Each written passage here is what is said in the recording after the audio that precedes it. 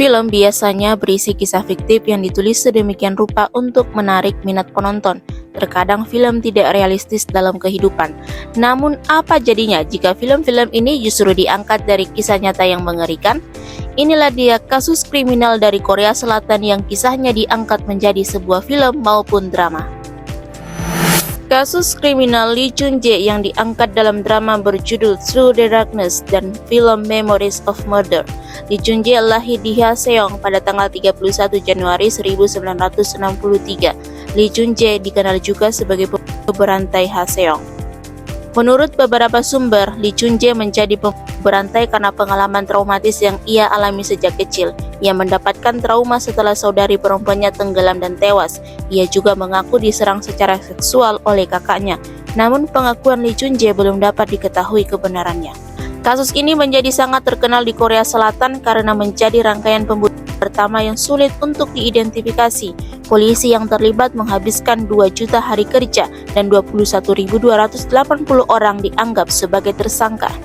Pada 26 September 1989, Lee Chun-jae mendobrak sebuah rumah di Gwangju, Suwon, bermodalkan senjata dan mengenakan sarung tangan. Setelah ditemukan oleh pemiliknya, dia ditangkap. Pada Februari 1990, Lee dijatuhi hukuman 1 tahun 6 bulan penjara karena perampokan dan kekerasan.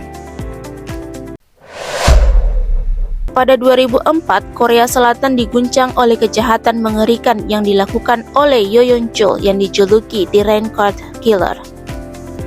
Dalam waktu kurang dari setahun dari 2003 hingga 2004, Yo Yeon-chul membunuh setidaknya 20 orang di Seoul dengan menargetkan orang kaya dan wanita. Yo Yeon-chul lahir pada 1970 di Korea Selatan. Yo Yeon-chul berasal dari keluarga miskin dan memiliki masa kecil yang penuh kesulitan. Di balik penampilannya yang tampak biasa, tersembunyi kebencian mendalam terhadap masyarakat kaya dan wanita. Menurut beberapa laporan, Yo Yeon-chul merasa dihina oleh ketidakmampuannya untuk meraih kesuksesan dan hidup seperti orang kaya. Pertama Yo Yeon-chul terjadi pada Januari 2003 ketika ia membunuh seorang profesor universitas dan istrinya. Ia menggunakan berbagai senjata termasuk palu dan pisau untuk memasuki rumah korban dan melakukan pembunuhan. Pada Maret 2004, setelah serangkaian pembunuhan lainnya, Yo Yeon-chul beralih menargetkan pekerja seks. Ia berpura-pura menjadi seorang polisi dengan menggunakan identitas palsu, lengkap dengan kartu identitas dan borgol yang ia beli di pasar gelap. Yo Yeon-chul menghubungi agen-agen pekerja seks dan memanggil mereka ke rumahnya. Setelah berhasil membawa korban ke dalam rumahnya, Yo Yeon-chul membunuh mereka dengan cara yang sangat brutal di kamar mandinya. Tidak cukup dengan pembunuhan, Yo Yeon-chul bahkan mengaku melakukan mutilasi terhadap tubuh korban-korbannya. Ia mengaku memakan bagian tubuh beberapa dari mereka. Dari 20 korban yang dibunuh, 11 diantaranya adalah PSK.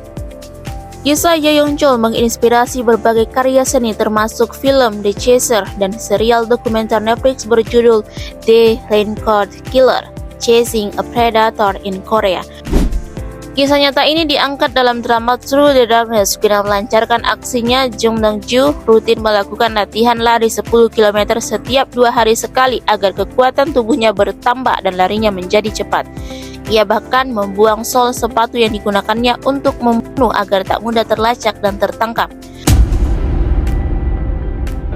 Kasus wanita hilang misterius sempat menggegerkan Korea Selatan pada tahun 2006 hingga 2008. Sang pelaku diketahui bernama Kang Ho-sung. Ia menggunakan modus berupa memberi tumpangan mobil kepada wanita yang ditemui di jalan.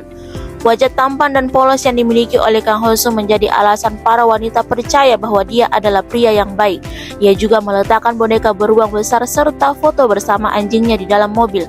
Hal tersebut ia lakukan untuk menunjukkan citra penyayang pada dirinya.